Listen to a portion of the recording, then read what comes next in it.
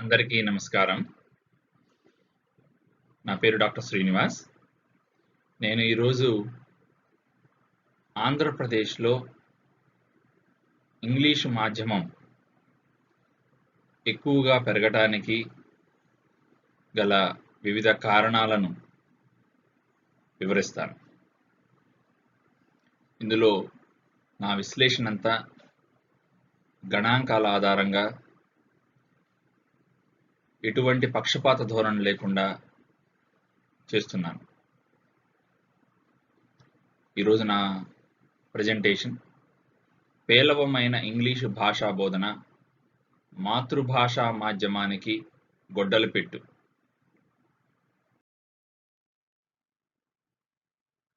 ప్రెజెంటేషన్లోకి వెళ్ళే ముందుగా డాక్టర్ రామ్ మనోహర్ లోహియా, ప్రముఖ సోషలిస్ట్ మేధావి, స్వాతంత్ర సమరయోధుడు, అబ్స్ట్రాక్ట్ అండ్ కాంక్రీట్ అనే ఉపన్యాసంలో ఏం చెప్పారో ఒకసారి చూద్దాం. ఇది చాలా అవసరం. అంటే మన యొక్క ఆలోచన ఎలా ఉంటుంది, ఎలా ఉండాలి అనే దానిపై లోహియా చెప్పిన మాటలు ఇవి. పరిస్థితులను మెరుగుపరచాలంటే వాటిని మనం విధిగా అధ్యయనం చేయాలి. తరచుగా మనుషుల మనసుల్లో వాస్తవ పరిస్థితులను శోధించే కృషి కనపడదు. ఎంతసేపటికి సలహాలివ్వడం, బోధించడం, నీతిదాయక ధర్మసూత్రాలను వల్లించడమే కనిపిస్తుంది. పరిస్థితులను అవగాహన చేసుకోవడం కోసం నిశితంగా వీక్షించే, పరిశీలించే, అర్థం చేసుకునే సహజ సిద్ధమైన సామర్థ్యాలను ఉపయోగించకుండా నచ్చితే ఆదర్శమయం గావించడం, నచ్చకుంటే తిట్టిపోయడం అనేవి అధఃపతనానికి దారితీస్తాయి. అటువంటి కుతర్కంలో మన మనసు సమర్థనకో లేదా చీల్చెండాడేందుకో సిద్ధపడుతుంది కానీ విషయాన్ని అర్థం చేసుకునేందుకు కాదు. సమస్య పరిష్కరించడానికి ముందుగా దాని లోపాలను పూర్తిగా అర్థం చేసుకునేందుకు ప్రయత్నించాలి. నేను ఈ దృక్కోణంలో నుంచే ఈ సమస్యను పరిశీలించాను. నేను తెలుసుకున్న విషయాలను నిష్పక్షపాతంగా మీతో పంచుకుంటున్నాను. నా ఉపన్యాసంలో ముఖ్యంగా 8 అంశాలు ఉన్నాయి. మొదటిది, 90 సంవత్సరాల నుండి ఆంధ్రప్రదేశ్ ప్రాంత హై స్కూల్స్లో హిందీ బోధన జరుగుతున్నది. దాని యొక్క ప్రస్తుత పరిస్థితి ఏంటి? యూరోప్లో 2 అంతర్జాతీయ భాషలు విధిగా నేర్చుకుంటున్నారు. వాళ్ళ నైపుణ్యాలు ఎలా ఉన్నాయి? చైనాలో ఇంగ్లీష్ని ఏ విధంగా బోధిస్తున్నారు? వేరే రాష్ట్రాలు వెళ్ళి బతుకు తెరువు కోసం, సంపాదన కోసం వెళ్ళిన కూలీలు, రైతులు, డ్రైవర్లు, చెక్క పని వాళ్ళు, ఇంకా చాలా వాళ్ళు ప్రొఫెషనల్ రంగాల్లో అయినా, నాన్ ప్రొఫెషనల్ రంగాల్లో ఉన్న వాళ్ళైనా అక్కడికి వెళ్ళి ఆ భాషను ఎలా నేర్చుకోగలుగుతున్నారు? వాళ్ళకి అంత సులువుగా భాష 3 నెలల్లోనే వచ్చినప్పుడు ఏళ్ల తరబడి ఇంగ్లీష్ మీడియంలో చదువుతున్న పిల్లలకు ఇంగ్లీష్ ఎందుకు రావటం లేదు? ఆంధ్రప్రదేశ్లోని ప్రస్తుత సమస్యలు, పరిష్కారాలు. బడిలో ఇంగ్లీషు మాధ్యమం విస్తరించడంలో 10వ తరగతి పబ్లిక్ పరీక్షల పాత్ర ఏమిటి? ఇంగ్లీష్ మీడియం విస్తరించడానికి నిజంగా ప్రైవేట్ స్కూల్స్ కారణమా? బడిలో ఇంగ్లీష్ మీడియం విస్తరించడానికి ఉన్నత విద్య ఇంగ్లీష్లో ఉండటమే కారణమా? ఇలా మొత్తం నేను 8 అంశాలను ఈరోజు వివరించబోతున్నాను. మొట్టమొదటి అంశం, 90 సంవత్సరాల నుండి ఆంధ్రప్రదేశ్ ప్రాంత హై స్కూల్స్లో హిందీ బోధన జరుగుతుంది. దాని యొక్క ప్రస్తుత పరిస్థితి ఏమిటి? మీకు చిన్న సందేహం రావచ్చు. టైటిల్ ఏమో పేలవమైన ఆంగ్ల భాషా బోధన ఉంది, మరేంటి మొట్టమొదటి పాయింటే హిందీ అని మొదలుపెట్టారని. సమస్యని అర్థం చేసుకోవడం కోసం సమస్య యొక్క మూలాల్లోకి వెళ్ళటం కోసం నేను హిందీ, తరువాత సాంస్క్రిటు, తదుపరి ఇంగ్లీష్లోకి తీసుకెళ్తాను. ఆంధ్రప్రదేశ్లో బ్రిటిష్ పాలన జరుగుతున్న సమయంలోనే హై స్కూల్స్లో హిందీ బోధన మొదలైంది. గాంధీజీ 1918లో దక్షిణ భారత హిందీ ప్రచార సభను నెలకొల్పారు. ఆయన ముఖ్య ఉద్దేశం జాతి నిర్మాణం కోసం మరియు ఉత్తర దక్షిణ భారతదేశాల ప్రజల మధ్య సన్నిహిత సంబంధాలు ఏర్పడాలి, దాని యొక్క ఆవశ్యకత ఎంతో ఉన్నది అని గుర్తించిన ఆయన దీన్ని ఒక నిర్మాణాత్మక కార్యక్రమంగా తీసుకున్నారు. అప్పట్లో గాంధీ గారు చెప్పిన ఒక స్లోగన్ దేశాన్ని ఉర్రూతలూగించింది. అది చర్కా చలావో, హిందీ సికావో, ఖద్దర్ పెహనో.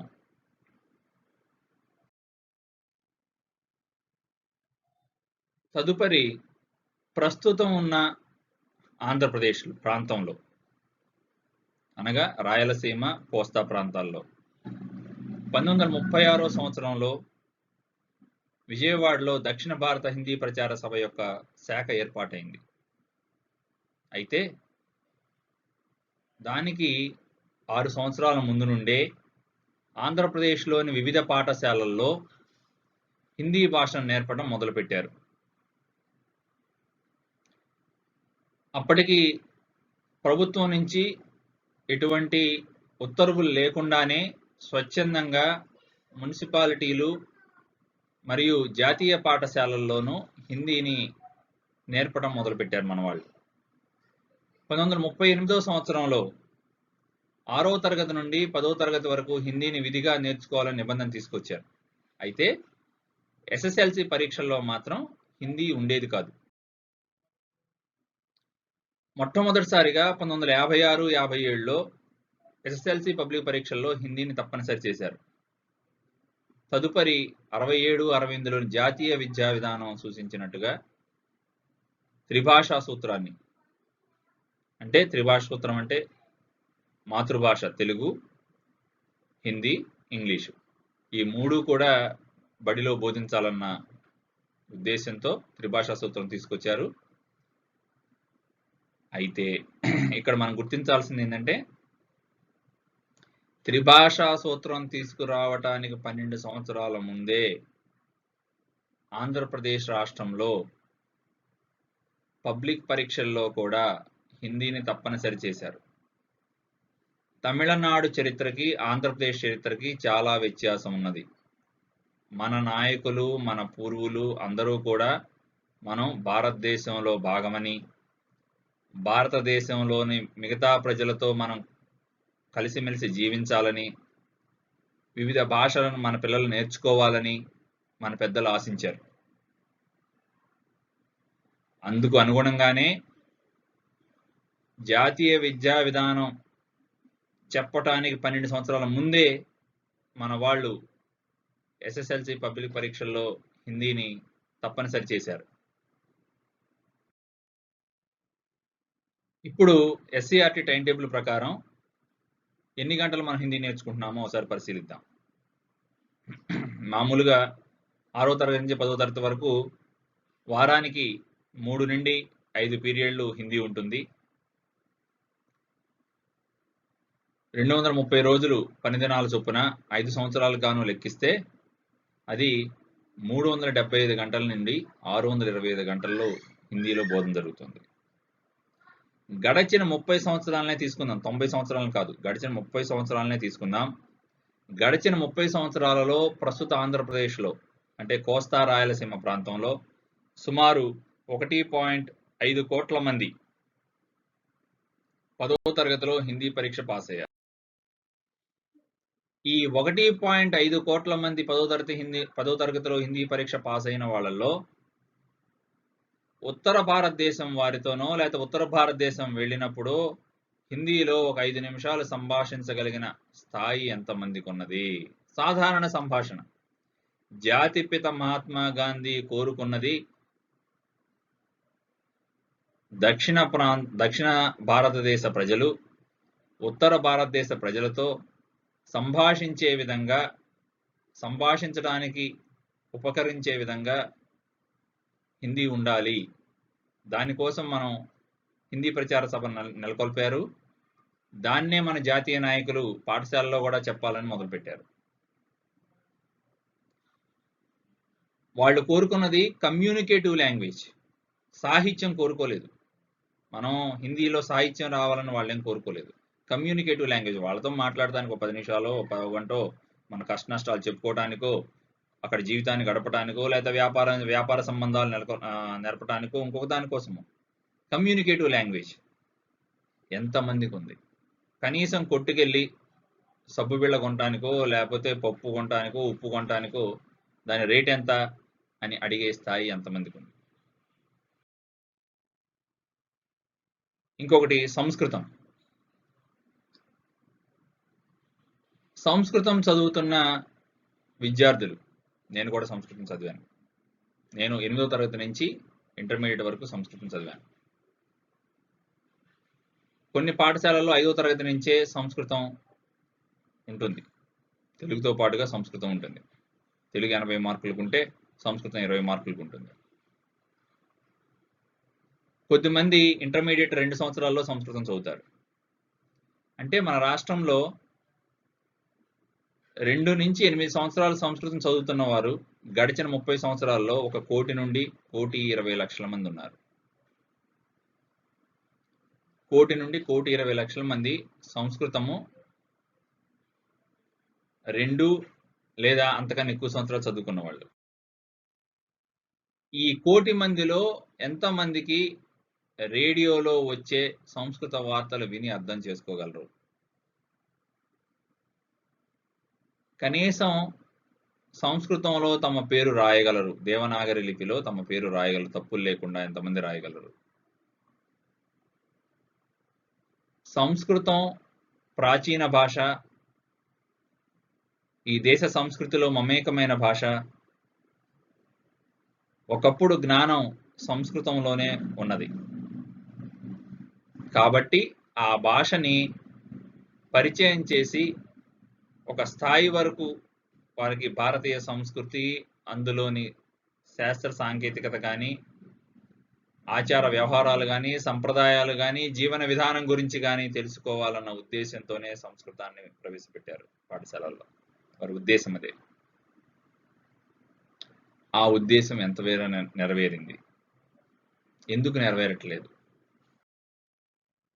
ఇప్పుడు రెండో పాయింట్లోకి వెళ్దాం. యూరోప్లోని దేశాలన్నీ కూడా భాష ఆధారంగా, అంటే మన దేశంలో ఎలాగైతే రాష్ట్రాలు భాషా సంయుక్త రాష్ట్రాలు ఉన్నాయో, ఒక తెలంగాణ లాంటిది తప్ప భాషా సంయుక్త రాష్ట్రాలు ఉన్నాయో, యూరోప్లో కూడా ఎక్కువ దేశాలు భాష ఆధారంగానే ఏర్పడిన దేశాలు అవి. వాళ్ళు ఏం చేస్తున్నారు అని మనం పరిశీలిస్తే 2002లో యూరోపియన్ యూనియన్ ఒక తీర్మానం చేసింది. వివిధ దేశాల మధ్య సఖ్యత పెరగటం కోసం, ప్రజల మధ్య మరింతగా సఖ్యత పెరగటం కోసం, ప్రజలు సంభాషించుకోవటం కోసం, సంబంధ బాంధవ్యాలు పెరగటం కోసం భాషలు, వివిధ అంతర్జాతీయ భాషలు నేర్చుకోవాలి అని ఒక నిబంధన విధించుకున్నారు. గాంధీ గారు ఎలాగైతే దక్షిణ భారత హిందీ ప్రచార సభను ఉత్తర భారతదేశం, దక్షిణ భారతదేశంలోని ప్రజల మధ్య సంబంధ బాంధవ్యాలు, సంభాషణలు పెరగడం కోసం హిందీ ఉపయోగపడుతుందన్న ఉద్దేశంతో దాన్ని ఎలా నెలకొల్పారో, అదే ఉద్దేశంతో యూరోపియన్ యూనియన్ వాళ్ళు కూడా 2 అంతర్జాతీయ భాషను విధిగా విద్యార్థులకు నేర్పాలని నిర్ణయించుకున్నారు. అప్పటి నుంచి పాఠశాలల్లో విధిగా నేర్పుతున్నారు. కొన్ని దేశాలు చక్కగా పాటిస్తున్నాయి, యూకే లాంటి దేశాలు కొద్దిగానే పాటిస్తున్నాయి. కానీ మిగతా దేశాలు చాలా వరకు 195% ఈ విధానాన్ని అవలంబిస్తున్నాయి. ఈ 2 భాషలు నేర్చుకునే వాళ్ళు ఉదాహరణకి ఏంటంటే ఇప్పుడు మనకు కూడా త్రిభాషా సూత్రం ఉన్నది. వాళ్ళకు కూడా త్రిభాషా సూత్రం. 2 అంతర్జాతీయ భాషలు అంటే మాతృభాష కాకుండా 2 భాషలు నేర్చుకున్నారు. అప్పుడు వాళ్ళకి 3 భాషలు అయినాయి కదా! అలాగే మనకి 3 భాషలు ఉన్నాయి. వాళ్ళకి 3 భాషలు ఉన్నాయి. 3 భాషలు బడిలో నేర్పుతున్నారు. మన స్థాయి ఏంటి? మనకి సంస్కృతము రావట్లేదు, హిందీ రావట్లేదు. ఇంగ్లీషు అందరికి తెలిసిందే. దాని స్థాయి ఎలా ఉందో ఏంటో. మరి వాళ్ళ స్థాయి కూడా మనలాగే ఉందా? మనలాగే వెనుకబడి ఉన్నారా? అని పరిశీలిద్దాం. దానిపై ఒక స్టడీ జరిగింది. ఆ స్టడీలోని వివరాలు మీకు ఇప్పుడు చెప్తాను. 2014 సంవత్సరంలో వాళ్ళు చేసిన సర్వేలో ప్రాథమిక పాఠశాలల్లో 83.8% మంది విద్యార్థులు 1 లేదా అంతకన్నా ఎక్కువ అంతర్జాతీయ భాషలు నేర్చుకుంటున్నారు. హై స్కూల్లో 60% మంది విద్యార్థులు 2 లేదా అంతకన్నా ఎక్కువ అంతర్జాతీయ భాషలు నేర్చుకుంటున్నారు. ఆయా భాషల్లో యూరోప్ విద్యార్థుల సామర్థ్యాలు ఎలా ఉన్నాయి? మనకన్నా మెరుగ్గా ఉన్నాయా? వాటి సామర్థ్యాలు మన రాష్ట్రంలోని పాఠశాల విద్యార్థుల హిందీ, ఇంగ్లీష్, సంస్కృతాల్లోని నైపుణ్యాల వలె ఉన్నాయా?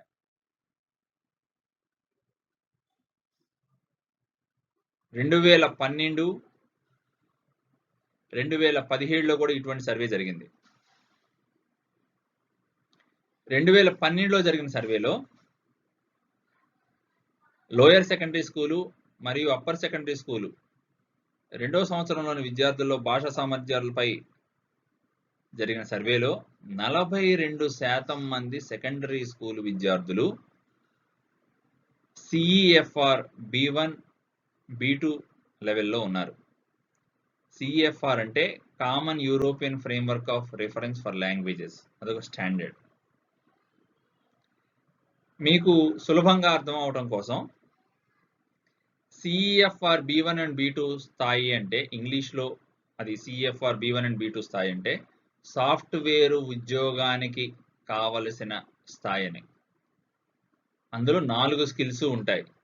అంటే రీడింగు, రైటింగు, స్పీకింగ్, లిజనింగ్. ఈ 4 స్కిల్స్లో కూడా వాళ్ళు సాఫ్ట్వేర్ ఉద్యోగానికి కావలసినటువంటి స్థాయిలోకి వాళ్ళు వచ్చేస్తున్నారు 42% మంది. ఇప్పుడు ప్రశ్న ఏంటంటే వాళ్ళు సుమారు 9వ తరగతి కానీ 10వ తరగతి కానీ అయిపోయేటప్పటికి 42% మంది వారికి మాతృభాష కానటువంటి ఇంగ్లీష్లో సాఫ్ట్వేర్ ఉద్యోగానికి కావలసినటువంటి ఇంగ్లీషు నేర్చుకుంటున్నప్పుడు, ఇంగ్లీషు వాళ్ళకి ఆయా విద్యా వ్యవస్థ నేర్పగలిగినప్పుడు వాళ్ళు ఏ విధానాన్ని అవలంబిస్తున్నారు? ఇది సాధారణంగా ఎవరికైనా వచ్చే ప్రశ్న. నిజానికి రైతులకు ఇంకా ఎక్కువ వస్తుంది ఈ ప్రశ్న. ఏంటంటే పలానా వాళ్ళకి పంట ఒక 60 బస్తాలు వడ్లు పండినాయి అనుకుందాం అనుకోండి. పండితే ఏం చేస్తారు? సరే, ఆఫీసర్లు ఏదో చెప్తారు, మీడియాలో ఏదో వస్తూ ఉంటాయి. కానీ రైతులు మాత్రం అక్కడికి వెళ్ళి చూస్తారు, వాళ్ళతో మాట్లాడతారు. వాళ్ళు వేసుకునే ప్రశ్నలు ఏంటంటే నేల ఎలా ఉంది, అక్కడ నేల ఏంటి, మన నేల ఏంటి, అక్కడ నీళ్లు ఎలా ఉన్నాయి, మన నీళ్ళు ఎలా ఉన్నాయి, వాళ్ళు ఏ ఎరువులు వేశారు, మనమే ఎరువులు వేసాం, వాళ్ళు వేసింది ఏ వెరైటీ వేశారు, మనమే వెరైటీ వేసాం, వాళ్ళు ఏ పురుగు మందులు వాడారు, మనమే వాడుతున్నాం, వాళ్ళు కోత ఎట్లా కోసారు, వాళ్ళ కూలీ రేట్లు ఎంత, గట్రా మొత్తం అన్నీ కూడా వివరంగా అడుగుతారు, వివరంగా కళతో చూస్తారు. అంటే వేరే వాళ్ళ దగ్గర అభివృద్ధి కానీ, పంట కానీ, ఇంకో విధానంలో కానీ మంచి జరిగినప్పుడు చదువుకున్నా చదువుకోకపోయినా సహజంగా ఇంకిత జ్ఞానంతో ఆలోచించే వాళ్ళకు కొన్ని ప్రశ్నలు వస్తాయి. నేను అదే ఇంకిత జ్ఞానంతోని నేను ఆ ప్రశ్నలు వేసుకున్నాను. ఏంటి ఆ ప్రశ్నలు అంటే, వారు విద్యార్థులకు ఇమ్మర్షన్ ప్రోగ్రాం పెట్టారా? అంటే ఇమ్మర్షన్ ప్రోగ్రాం అంటే బోధనా మాధ్యమం మార్చినట్టు అనమాట. మన మాతృభాష తెలుగు, ఇంగ్లీష్ మీడియం చదివామనుకోండి, దాన్ని ఇమ్మర్షన్ ప్రోగ్రాం అంటారు. అలాగే ఆయా యూరోప్ దేశాలలో ఇంగ్లీషు బాగా రావడం కోసం ఇమ్మర్షన్ ప్రోగ్రామ్ పెట్టారా? అంటే మాధ్యమాన్నే మార్చుకున్నారా? లేక ఎక్కువ గంటలు ఇంగ్లీషు పాఠాలు చెప్తున్నారా? ఏదో ఒకటి జరగాలి. లేకపోతే ఇంగ్లీష్ ఎలా వస్తుంది? మన పిల్లలకి రాకుండా వాళ్ళకి ఎట్లా వస్తుంది? వాళ్ళు పుట్టుకతోనే తెలియగల వాళ్ళ? ఏదో ఒకటి జరగాలి. వాళ్ళు చెప్పే విధానంలోనే మార్పు ఉండాలి. లేకపోతే వాళ్ళు మీడియం అన్నా మార్చుండాలి. లేదా చెప్పే గంటలైనా మారాలి. ఎక్కువసేపు పాఠం చెప్తున్నారా? ఈ మూడిట్లో ఏదో ఒకటి జరగాలి కదా!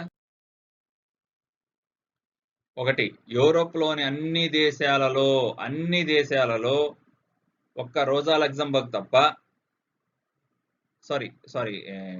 లక్సెంబర్గ్ తప్ప లక్సెంబర్గ్ అనే దేశం తప్ప మిగిలిన అన్ని దేశాలలోనూ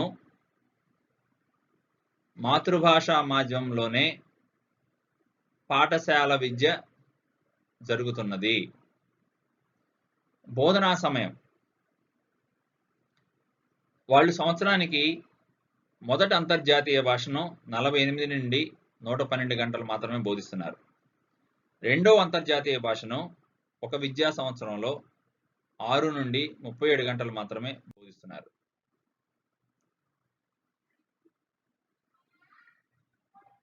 యూరోప్‌లో 100కి 85 నుండి 90% మంది నాన్ ఇంగ్లీష్ స్పీకింగ్ యూరోపియన్ దేశాల వాళ్ళు ఇంగ్లీష్‌నే మొదటి అంతర్జాతీయ భాషగా తీసుకుంటున్నారు. దాని తర్వాత స్థానం స్పానిష్‌కి ఉంది. ఎందుకు ఇంగ్లీష్‌కి ఇంత ప్రాముఖ్యత పెరిగింది ఒకప్పుడు లేదంటే ముఖ్య కారణం ఇంటర్నెట్. ఇంటర్నెట్‌లో ఎక్కువ భాగం ఇంగ్లీష్‌లో ఉండటం వల్ల రీసెర్చ్ చేయడానికి కానీ ఫర్దర్ స్టడీస్‌కి కానీ ఇంగ్లీష్ ఉపయోగపడుతుందని అక్కడ తల్లిదండ్రులు నమ్ముతున్నారు. అందుకనే ఇంగ్లీష్‌ను మొదటి అంతర్జాతీయ భాషగా ఎంచుకున్నారు. రెండవది science and technology. Science and technology రీసెర్చ్‌లో ఎక్కువ భాగం ఇంగ్లీష్‌లో ఉండటం వలన అందుకని ఈ 2 కారణాలు, ఒకటి ఇంటర్నెట్, రెండోది సైన్స్ అండ్ టెక్నాలజీలో వచ్చిన ప్రోగ్రెస్. ఈ రెండిటి వలన ఇంగ్లీష్‌ను వాళ్ళు మొదటి అంతర్జాతీయ భాషగా ఎంచుకొని వాళ్ళ పిల్లలకు నేర్పుతున్నారు. వాళ్ళు సగటున అన్ని దేశాలు కలిపి, ఎందుకంటే ఇందులో చాలా వ్యత్యాసం ఉన్నది. కొన్ని దేశాలు అయితే 4వ తరగతి నుండి ఇంగ్లీష్ చెప్తుంటే కొన్ని దేశాలేమో 1వ తరగతి నుంచే ఇంగ్లీష్ చెప్తున్నాయి. జర్మనీలో 1వ తరగతి నుంచి చెప్తున్నారు. కొన్ని దేశాల్లో కొన్ని స్కాండినేవియన్ దేశాలు 4వ తరగతి తర్వాత అంటే 5వ తరగతి నుంచి మొదలవుతుంది. ఇప్పుడు ఈవెన్ జపాన్ కూడా మీకు 3వ తరగతి తర్వాత నుంచే 3వ తరగతి నుండే ఇంగ్లీషు మొదలవుతుంది. ఇంగ్లీషు బోధన ఒక భాషగానే చెప్తారండి, మాధ్యమం కాదు. ఇలా వివిధ దేశాల్లో వివిధ పాలసీస్ ఉన్నాయి కాబట్టి యూరోప్‌లోని అన్ని దేశాల సగటును తీసుకున్నాను. అక్కడ 480 గంటల నుండి మొత్తంగా 480 నుండి 1020 గంటలు ఉన్నాయి బోధన. సగటున అన్ని దేశాల్లో కలిపి 643 గంటలు బోధన జరుగుతుంది ఇంగ్లీష్. తక్కువ సమయం బోధించినా కూడా వారికి భాషా నైపుణ్యం రావడానికి కారణాలు ఏమిటి? అంతర్జాతీయ భాషను బోధించే ఉపాధ్యాయులు విధిగా ఆ భాషలో డిగ్రీ కానీ మాస్టర్స్ డిగ్రీ కానీ కలిగి ఉండాలి. వాళ్ళు బోధించే విధానం న్యాచురల్ మెథడ్. అంటే మన ఇంట్లో పిల్లలు పుట్టినప్పుడు వాళ్ళు భాష వినటం ద్వారా, మాట్లాడటం ద్వారా భాష నేర్చుకుంటారు. బడికి వెళ్ళిన తర్వాతనే రాయటము, చదవటము వస్తుంది వాళ్ళకి. అంటే పిల్లవాడికి ముందుగా వినటం, మాట్లాడటం వచ్చిన తర్వాతే రాయటం, చదవటం అనేవి. దాన్ని న్యాచురల్ మెథడ్ అంటారు. దాన్నే క్లాస్ రూమ్లో రెప్లికేట్ చేస్తున్నారు. అంటే క్లాస్ రూమ్ ఎన్విరాన్మెంట్లో క్లాస్ రూమ్ ట్రాన్సాక్షన్ అంటే ఉపాధ్యాయుడికి విద్యార్థికి మధ్య జరిగే సంభాషణ కానీ అంతా కూడా వాళ్ళు ఇంగ్లీష్లో ఉండే విధంగానే చేస్తున్నారు ఆ క్లాస్ వర్క్. పరీక్షలు మనలాగా కాకుండా 4 నైపుణ్యాలతోనూ పరీక్షలు నిర్వహిస్తున్నారు. మనదేంటి, మనదంతా రాయటం వరకే కదా పరీక్షలు అంటే. కానీ అక్కడ వినటం, మాట్లాడటం, చదవటం, రాయటం అన్ని పాఠశాల దశలో ఉన్న ఇంగ్లీష్ పరీక్షల్లో కూడా అలాగే ఉంది.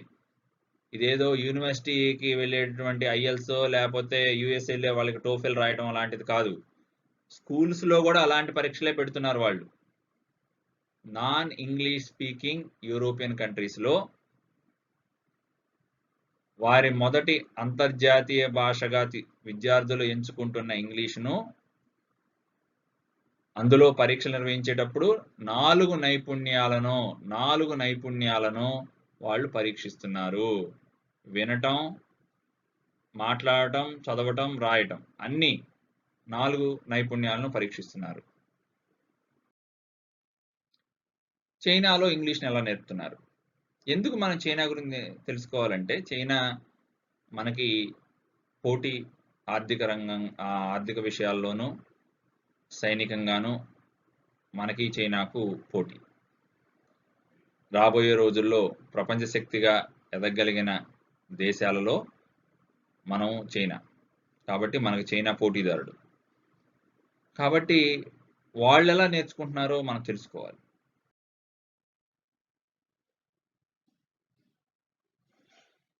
అంతర్జాతీయ వ్యాపారంలో చైనాకు మనకు చాలా గట్టి పోటీ ఉంది. అమెరికా యూనివర్సిటీలో చదువుతున్న విద్యార్థుల సంఖ్యలో చైనా వారు మన దేశస్తుల కన్నా కొద్దిగా ఎక్కువ. అమెరికాలో నివసిస్తున్న ఇమిగ్రెంట్స్ లో అటు ఇటుగా మనం వాళ్ళు సమానంగా ఉంటాం. కానీ ఐటీ సెక్టర్కి వచ్చేటప్పటికి భారతదేశ రెవెన్యూ 177 అమెరికన్ బిలియన్ డాలర్లు ఉంటే చైనా రెవెన్యూ మాత్రం 874 బిలియన్ డాలర్లు ఉంది. చాలా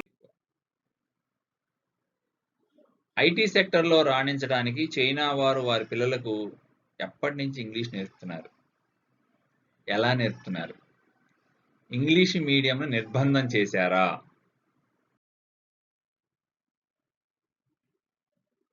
వాస్తవాలు ఏంటంటే 2003 నుండి చైనా ప్రభుత్వం ప్రాథమిక పాఠశాలల్లో ఇంగ్లీష్ను విధిగా బోధించాలని నిర్ణయించింది. అక్కడ పాఠశాలల్లో ఇంగ్లీషు పీరియడ్స్ రెండుగా విభజిస్తారు. ఒకటి థియరీ పీరియడ్, ఇంకోటి ప్రాక్టికల్ పీరియడ్ అని.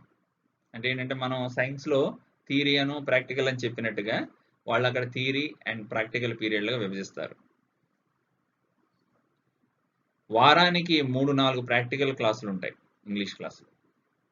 ఏంటి ఆ ప్రాక్టికల్స్ ఏంటంటే అందులో పుస్తకాలు ఏముండవు.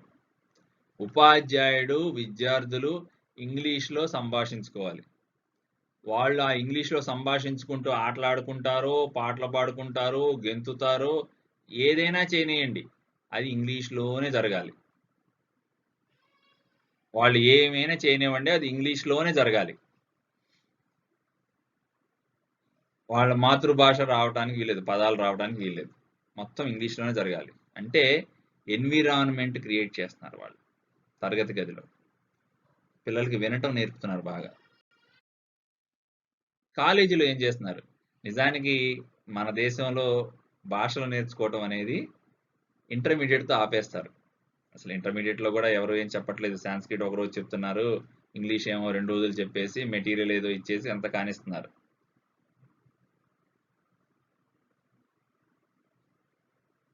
కానీ చైనా వాళ్ళు ఏం చేస్తున్నారంటే ఎవరైనా డిగ్రీ కంప్లీట్ అయినట్టు సర్టిఫికేట్ పొందాలంటే, ఎనీ డిగ్రీ పొందాలంటే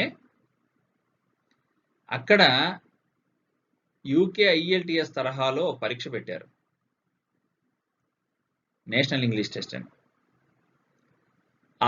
అది సెట్ లెవెల్ 4 అంటే అది ఐఎల్టీఎస్తో సమానం. ఆ సెట్ లెవెల్ 4 పాస్ అయితేనే వాళ్ళకి డిగ్రీ సర్టిఫికేట్ వస్తుంది. నువ్వు ఏ డిగ్రీ అయినా సరే, ఇంజనీరింగ్ డిగ్రీ కావచ్చు, అగ్రికల్చర్ కావచ్చు, ఇంకోటి కావచ్చు, ఏదైనా జనరల్ డిగ్రీ కావచ్చు, ఖచ్చితంగా అది పాస్ అవ్వాలి. అంటే ఏంటి? ఒకవైపు బడిలో ఇంగ్లీషు ప్రాక్టికల్ చెప్తూ చేస్తున్నారు, ఇంకొకటి అక్కడతో భాష నేర్పడం ఆపట్లేదు. కాలేజీ స్థాయిలో కూడా వాళ్ళకి తప్పనిసరిగా ఇంగ్లీషు విధిగా, అంటే 4 స్కిల్స్, రీడింగు, రైటింగు, లిజనింగు, స్పీకింగు, ఈ 4 స్కిల్స్ ఉండే ఐఎల్టీఎస్ పరీక్ష లాగా, యూకే ఐఎల్టీఎస్ పరీక్ష లాంటి తరహాలో వాళ్ళు పరీక్ష పెడుతున్నారు. ఆ పరీక్ష పెట్టి అది పాస్ అయిన వాళ్ళకే డిగ్రీ ఇస్తున్నారు. ఇంగ్లీష్ మీడియంలోకి మార్చలేదు. ఇంగ్లీష్ నేర్పాలనుకుంటున్నారు, అది నేర్పే పద్ధతిలో నేర్పుతున్నారు. పరీక్షలు కానీ అన్ని కానీ అట్లా నేర్పే పద్ధతిలో ఒక పద్ధతి ప్రకారం చేస్తున్నారు వాళ్ళు. ఇంకొకటి, పిల్లలు ఇంగ్లీష్ నేర్చుకోవడానికి ఉన్న పత్రికలు సాధారణంగా ఏంటంటే బాగా చదువుకున్న వాళ్ళకి, ఉదాహరణ హిందూ పేపర్ లాంటివి అట్లాంటివి బాగా చదువుకున్న వాళ్ళకే తేలిగ్గా ఉంటాయి. నేర్చుకునే వాళ్ళకి కష్టంగా ఉంటుంది. వాళ్ళ కోసం వాళ్ళు సపరేట్గా ఒక ప్రత్యేక వీక్లీ నడుపుతున్నారు, ఇంగ్లీష్ వీక్లీ అని. ఇది వాళ్ళు అనుసరిస్తున్న విధానాలు. ఇప్పుడు కూలీలు, రైతులు, డ్రైవర్లు ఏం చదువుకోకపోయినా వేరే భాషలు ఎలా నేర్చుకుంటున్నారు? ఇప్పుడు మనకు చాలా మంది తెలుసు. ఇప్పుడు శ్రీకాకుళం నుంచి, విజయనగరం నుంచి మద్రాసుకి బిల్డింగ్ పనికి వెళ్తుంటారు. చాలా మంది రైతులు ఇక్కడి నుంచి బళ్ళారి వెళ్ళి పత్తి పండించడానికి వెళ్ళారు. ఇప్పటికీ వెళ్తూనే ఉన్నారు. మిర్చి చేయడానికో పత్తి పండించడానికో వెళ్తూనే ఉన్నారు.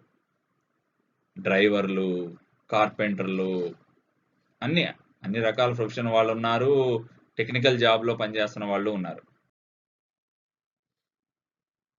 వీళ్ళందరూ వివిధ భాషలు, అది కన్నడ కావచ్చు, తమిళం కావచ్చు, ఒరియా కావచ్చు, లేకపోతే ఛత్తీస్గఢ్ ఇంకో దానికి వెళ్ళిన వాళ్ళు కావచ్చు. వాళ్ళ ఆయా భాషలు నేర్చుకోవడానికి 3 నెలలు సరిపోతుంది. 3 నెలలే. 3 నెలల్లో వాళ్ళు మాట్లాడుతున్నారు, అవసరమైతే పోట్లాడుతున్నారు, అన్నీ ఉన్నాయి. లారీ డ్రైవర్లు, నేషనల్ పర్మిట్ ఉన్న లారీ డ్రైవర్లు చాలా మంది 4-5 భాషలు మాట్లాడతారు. 4-5 భాషలు మీరు చాలా మంది చూసే ఉంటారు. వీరందరూ ఆయా భాషలు నేర్చుకోవడానికి 30 రోజుల్లో భాష నేర్చుకోవడం ఎలా అనే పుస్తకాలు ఏమైనా చదివారా? రెపెటెక్స్లు చదివారా? లేకపోతే ఏమైనా ప్రత్యేకమైన కోచింగ్ సెంటర్లకు వెళ్ళారా? లేదా ఏమైనా పుస్తకాలు కొనుక్కున్నారా? వీడియోలు చూసారా? ఇవేవీ లేకుండా వాళ్ళకి భాష ఎట్లా వచ్చింది? ఎలా వచ్చింది వాళ్ళకి భాష?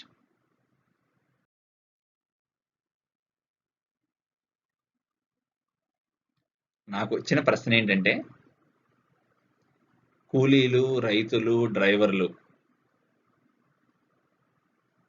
3 నెలల్లో భాష నేర్చుకోవటం ఏంటి? సహజంగా పిల్లవాడికి నేర్చుకునే గుణం ఎక్కువ, వాడి జ్ఞాపక శక్తి ఎక్కువ, సంగ్రహణ కూడా ఎక్కువ. అటువంటిది వాడు బడిలో ఎల్కేజీ నుంచి ఇంగ్లీష్ మీడియంలో చదువుతున్నాడు, కానీ ఇంగ్లీష్ మాట్లాడలేకపోవడం ఏంటి? తెలివితేటలు ఉన్న పిల్లవాడు మాట్లాడలేకపోవడం ఏంటి? సాధారణ మనుషులైనటువంటి పెద్దవాళ్ళు, అది కూడా జ్ఞాపక శక్తి కాస్త కోస్త తక్కువైద్ది, నేర్చుకునే గుణం సహజంగా కొంచెం తక్కువ ఉంటుంది ఆ వయసులో. అలాంటి వాళ్ళేమో 3 నెలల్లో భాష వస్తుంది అలాంటి వాళ్ళకి. ఈ పిల్లలకేమో, బడికెళ్ళే పిల్లలకేమో 12 ఏళ్ళు పోయినా కూడా రావట్లేదు. కారణం ఏంటి? ఇది నా దృష్టిలో అత్యంత ముఖ్యమైన స్లైడ్ అండి నా ప్రజెంటేషన్ మొత్తంలో. కాలం ఏదైనా, మాతృభాష కాని ఏదైనా భాష నేర్చుకోవడానికి అవసరమైన 3 ముఖ్యమైన అంశాలు ఇవి. ఒకటి, ఆ భాష మాట్లాడగలిగిన వ్యక్తి ఉండాలి, మనకు అందుబాటులో ఉండాలి. 2, భాష మాట్లాడటం వచ్చిన వ్యక్తికి భాష నేర్చుకునే వారికి మధ్య మాట్లాడుకోవటానికి ఒక సందర్భం, ఒక సన్నివేశం, లేదా మాట్లాడాల్సిన అవసరం లేదా ఆవశ్యకత ఉండాలి. 3వ పాయింట్, వారిద్దరి మధ్య జరిగే సంభాషణ అర్థవంతంగా జరగాలి. మరలా చెప్తున్నా, 3 పాయింట్లు. ఆ భాష మాట్లాడగలిగిన వ్యక్తి మనకు అందుబాటులో ఉండాలి. భాష మాట్లాడటం వచ్చిన వ్యక్తికి భాష నేర్చుకునే వారికి మధ్య మాట్లాడుకోవడానికి ఒక సందర్భం, ఒక సన్నివేశం, లేదా మాట్లాడాల్సిన అవసరం లేదా ఆవశ్యకత ఉండాలి. 3వది, వారిద్దరి మధ్య సంభాషణ అర్థవంతంగా జరగాలి, మీనింగ్ఫుల్గా జరగాలి. ఇవి కోర్ పాయింట్స్.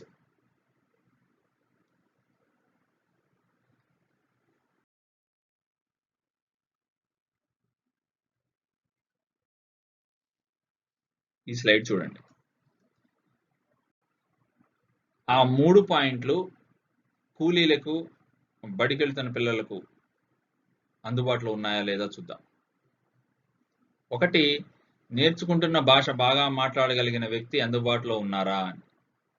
వేరే రాష్ట్రాల్లో పనిచేయడానికి వెళ్ళిన వాళ్ళకి, లేదా లారీ డ్రైవర్లకి, రైతులకి వాళ్ళ చుట్టుపక్కలంతా ఆ భాష మాట్లాడే వాళ్ళే ఎక్కువ మంది ఉంటారు. కాబట్టి భాష మాట్లాడటం వచ్చిన వ్యక్తి అందుబాటులో ఉంటారు. సహజంగా వాళ్ళకి అందుబాటులో ఉన్నారు. కానీ బడిలో ఇంగ్లీష్ చెప్తున్న ఉపాధ్యాయులు, లేదా లెక్కలు కానీ, సైన్స్ కానీ, సోషల్ కానీ చెప్తున్న ఉపాధ్యాయులు ఎంతమంది ఫ్లూయెంట్గా ఇంగ్లీష్లో మాట్లాడగలరు? మిమ్మల్ని మీరే ప్రశ్నించుకోండి. ఇంగ్లీష్లో మాట్లాడగలరు. అది ఒక ముఖ్యమైన కారణం మన పిల్లలకి ఇంగ్లీష్ సరిగా రాకపోవడానికి. 2, నేర్చుకునే భాషలో మాట్లాడాల్సిన సందర్భం, ఆవశ్యకత ఉన్నదా? ఖచ్చితంగా వేరే రాష్ట్రాలకు వెళ్ళిన వాళ్ళకి మాట్లాడటానికి సందర్భం ఉంటుంది, అవసరం ఉంటుంది, ఆవశ్యకత ఉంటుంది. ఎందుకంటే వాళ్ళు కూలీ గురించి మాట్లాడాలన్నా, కూలికి వెళ్ళాలన్నా, కూలి చేయాలన్న వస్తువులు కావాలన్నా ప్రతి సందర్భంలోనూ వాళ్ళ కొత్త భాష మాట్లాడాల్సిన అవసరం ఉంది, ఆవశ్యకత ఉంది. కాబట్టి వాళ్ళకి అది నెసెసిటీ ఉంది. బడిలో ఉపాధ్యాయులకు, విద్యార్థులకు మధ్య జరిగే క్లాస్ రూమ్ ట్రాన్సాక్షన్ అంటాం దాన్ని. జరిగే సంభాషణ ఏ భాషలో జరుగుతుందో మీ పిల్లల్ని అడగండి.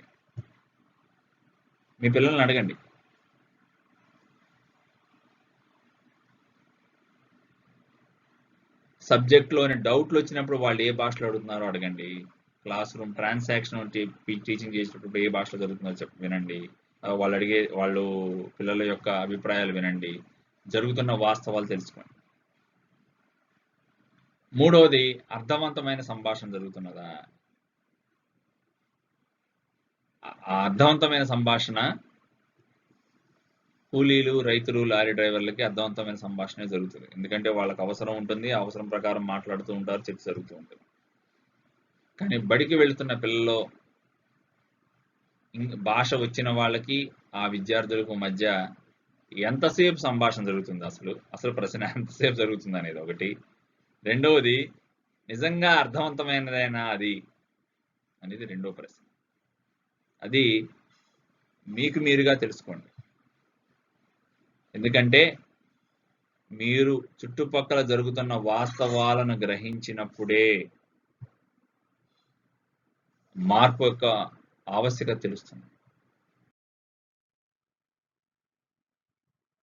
ఆంధ్రప్రదేశ్లోని ప్రస్తుత పరిస్థితులు, పరిష్కారాలు. 1, బోధనా సమయం. 2, ఉపాధ్యాయులు. 3, పాఠం బోధించే విధానం, భాషా పరీక్షల విధానం, నిర్వహిస్తున్న తీరు. ఇప్పుడు ఇంగ్లీష్ను మన వాళ్ళు ఎంతసేపు, ఎంత సమయం బోధిస్తున్నారో చూద్దాం. తెలుగు మీడియం పిల్లలకు ఎంతసేపు బోధన జరుగుతుంది ఇంగ్లీష్లో, ఇంగ్లీష్ మీడియం పిల్లలకు ఎంతసేపు జరుగుతుంది? ప్రాథమిక స్థాయి నుంచి మనకు ఇంగ్లీష్ ఉంది, 1వ తరగతి నుంచి తెలుగు మీడియం వాళ్ళకు కూడా ప్రతిరోజు ఇంగ్లీష్ పీరియడ్ ఉంటుంది.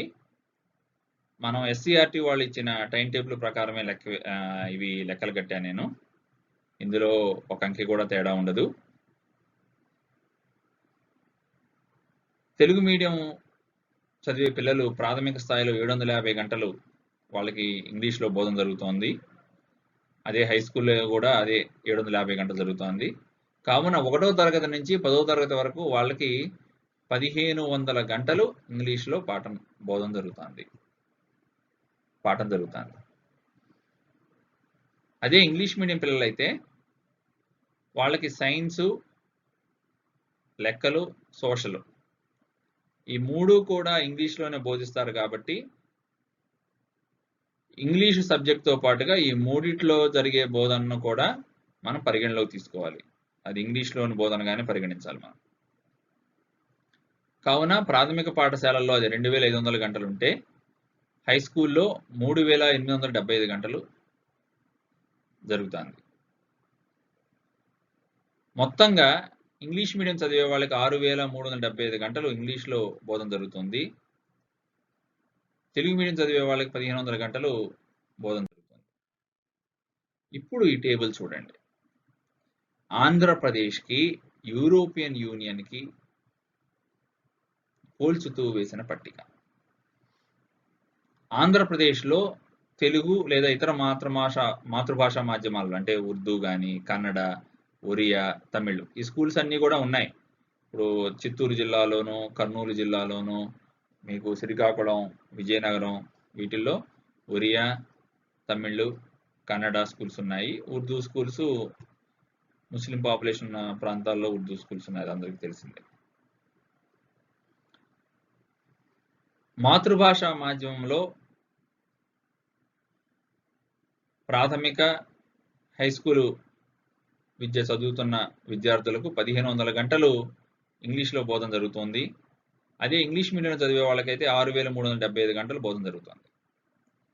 అసర్ సర్వే 2018లో 14 నుంచి 18 సంవత్సరాల వయసు ఉన్న వాళ్ళలో ఈ 4 వాక్యాలు ఇచ్చి, ఇంగ్లీష్ వాక్యాలు ఇచ్చి చదవమన్నారు. ఏంటి ఆ వాక్యాలు? క్లిష్టమైనవి, ఇంకా చాలా చాలా చాలా తేలిక వాక్యాలు అవి. What is the time? This is a large house. I like to read. She has many books. ఈ 4 వాక్యాలే. ఈ 4 వాక్యాలు చదవలేని 14 నుంచి 18 సంవత్సరాల వయసు ఉన్న పిల్లలు అంటే ఏంటంటే 9వ తరగతి లేదా ఆ పైన పిల్లలు చదువుతున్న పిల్లలు, వాళ్ళలో 24% మంది ఈ 4 వాక్యాలు చదవలేరు, వాళ్ళు ఏ మీడియం వాళ్ళైనా. మరలా ఇంకొక 20 నుంచి 30% మంది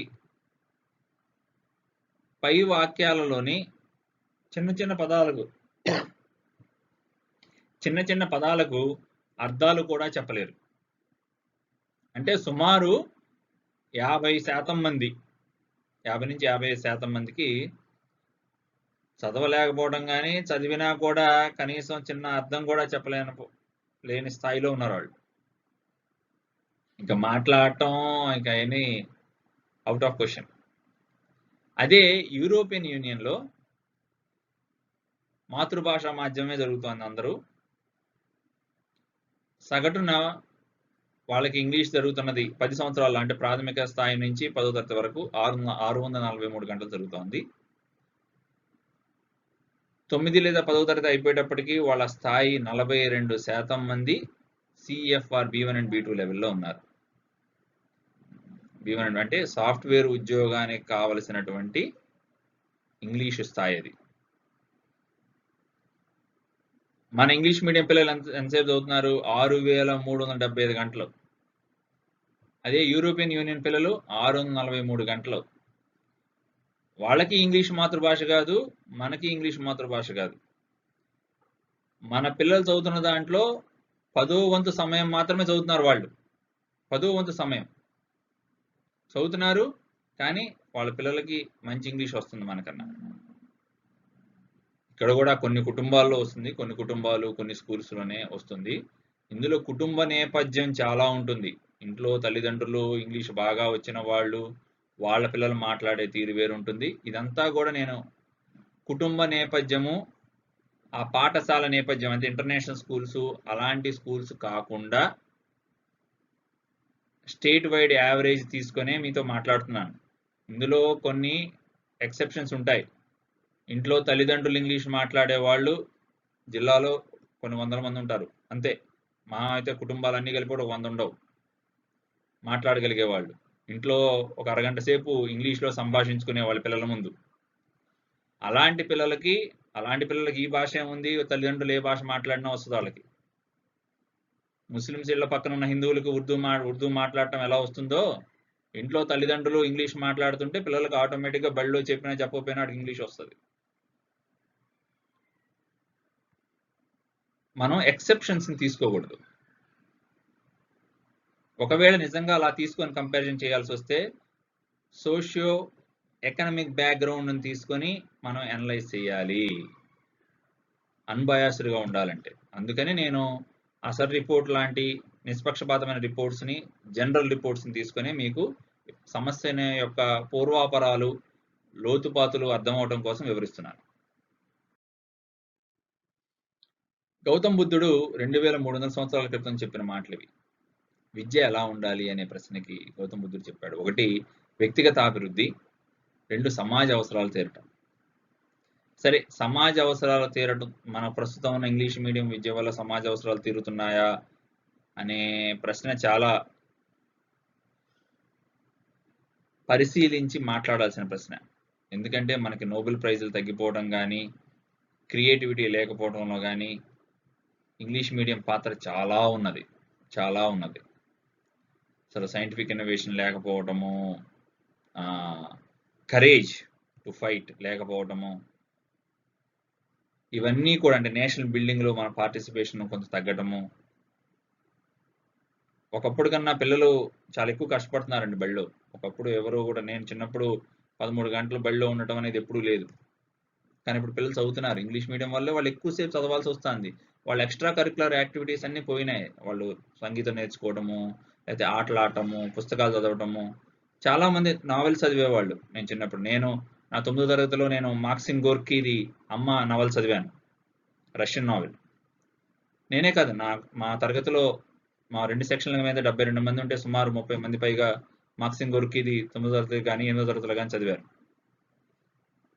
ఇదే కాదు, ఏ నావెల్, అది ఇంగ్లీష్ నావెల్స్ కావచ్చు, తెలుగు నావెల్స్ కావచ్చు, మధుబాబు అలాంటి చాలా మంది రాసినవి నావెల్స్ కావచ్చు, క్రైము, థ్రిల్లరు, రకరకాలు ఇన్వెస్టిగేటివ్ నవెల్స్ అవన్నీ.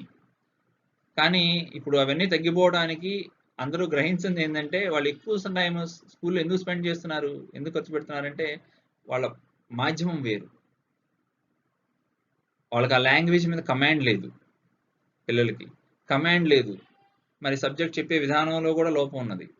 ఈ రెండింటి వల్ల వాళ్ళు ఎక్కువ సమయం బడిలో పుస్తకాలతో కుస్తీ పట్లు పట్టాల్సి వస్తుంది. ఇంగ్లీష్ మాధ్యమం తల్లిదండ్రుల ఆకాంక్షలను తీర్చిందా? తల్లిదండ్రుల ఆకాంక్ష ఏంది? పిల్లవాడికి మంచి ఉద్యోగం రావాలి, వాడి జీవితంలో ఇబ్బంది లేకుండా బతకాలి, వాడి కాళ్ళ మీద వాడు బతకాలి. అది అమెరికా ఉద్యోగం అయినా కావచ్చు, ఎక్కడైనా కావచ్చు. కానీ ఎక్కువ మంది యొక్క మధ్యతరగతి ప్రజల కోరిక ఏంటంటే ఫారిన్ ఎంప్లాయ్మెంట్. సో దాన్ని ప్రామాణికంగా తీసుకొని వివరిస్తాను. ఇంగ్లీష్ మీడియంలో చిన్నప్పటి నుంచి చదువుకుంటే ఇంగ్లీషు భాష బాగా వచ్చి అమెరికాలో ఉద్యోగం చేయడానికి ఎటువంటి ఇబ్బంది ఉండదనేది ఎక్కువ మంది తల్లిదండ్రుల భావన. నిజానికి ఇప్పుడు ఈ మాత్రం ఇంగ్లీష్ వచ్చిన వాళ్ళు అమెరికాలో ఉన్నారు కదా, అలాంటప్పుడు మనల్ని ఎందుకు తీసుకెళ్తారు, మనల్ని ఎందుకు ఉద్యోగాలు ఇస్తారు? అది సాధారణ ప్రశ్న. దీన్ని అర్థం చేసుకోవడానికి టోఫెల్ పరీక్షలో గడిచిన 20 సంవత్సరాల్లో వచ్చిన మార్కులను పరిశీలిద్దాం. నేను ఎందుకు 20 సంవత్సరాలు ఫలానా సంవత్సరాలు తీసుకున్నానో చెప్తాను.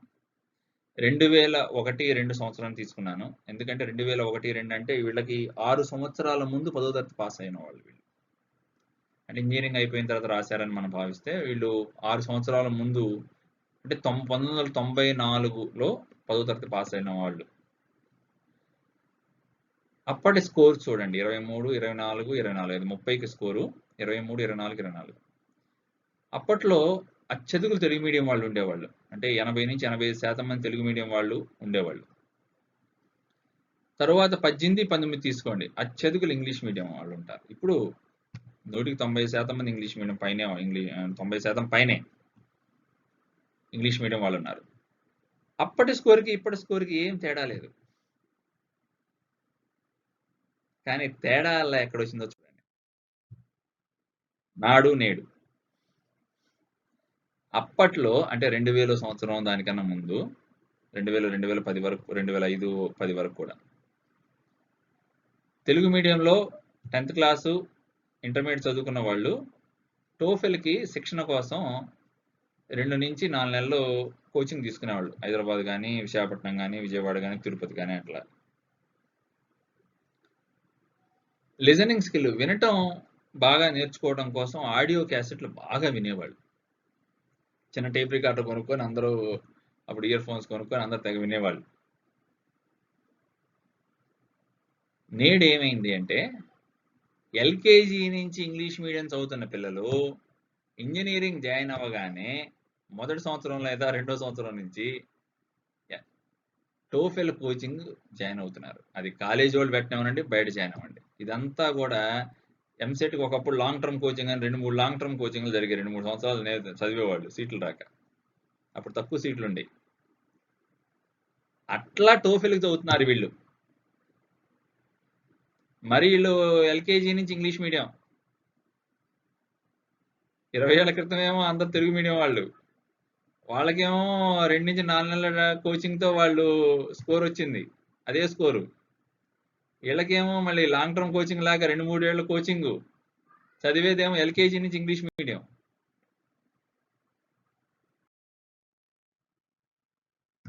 ఇది ప్రశ్న.